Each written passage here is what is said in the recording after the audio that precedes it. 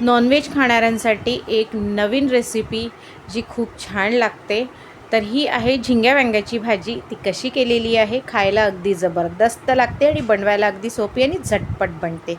तर वेळ न गमावता रेसिपीला सुरुवात करूया। सुरुवात करण्याआधी तुम्ही जर ही रेसिपी फेसबुकवर बघत असाल तर माझ्या पेजला फॉलो करा आणि यूट्यूबवर बघत असाल तर माझ्या चॅनलला सबस्क्राईब करा। त्याचबरोबर लाईक, शेअर आणि कमेंट नक्की करा आणि व्हिडिओ पूर्ण बघा, कारण स्किप करून बघाल तर तुम्हाला कळणार नाही कुठल्या वेळेला काय केलेलं आहे, म्हणून स्किप करून बघू नका। हॅलो फ्रेंड्स, मी लतिकाज किचनमध्ये तुमचं स्वागत आहे। सगळ्यात पहिले बघा, इथे कढईत तेल घातलेलं आहे आणि आधीच आम्ही झिंगे ना साफ करून घेतले होते। त्यानंतर इथे मोठ्या साईजचे 4 कांदे कापून घेतलेले आहे, सोबत 3 मोठ्या साईजचे टोमॅटोसुद्धा कापून घेतलेले आहे।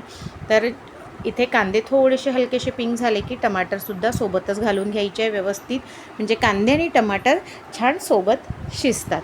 आणि झिंगे व्यवस्थित साफ करून घ्यायचे, जेणेकरून त्यात कच राहायला नको किंवा घाण राहायला नको। त्यानंतर इथे कांदे आणि टमाटरमध्ये चवीपुरतं मीठ घातलेलं आहे। एकत्रच तुम्ही मीठ घाला किंवा 2 बॅचमध्ये घातलं तरी चालेल, पण 2 बॅचमध्ये घातलं तर लक्षात राहत नाही, त्यामुळे एकत्रच तुम्ही मीठ घालून घ्या। त्यानंतर इथे स्वच्छ केलेले झिंगे घालून घेतलेले, अगदी स्वच्छ केले, तर ते झिंगे घालून घेतलेले आणि मिक्स करून घेते आहे पूर्ण व्यवस्थित।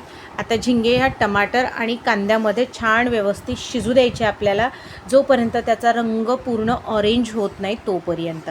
तर इथे छान मस्त असं मिक्स करून घेतलेला आहे। आता याचा छान रंग बदलायला सुरुवात झाली की यात काय करायचं आहे, आपण अद्रक लसूण कुटून घालायचं आहे। आपल्याला पहिले नाही घालायचं आहे, आत्ता घालायचं आहे, जेणेकरून या अद्रक लसणाची जो खूप छान असा फ्लेवर जो येतो तो या भाजीमध्ये खूप छान मस्त येतो। बघा, तेल पण सोडायला लागलेलं आहे व्यवस्थित।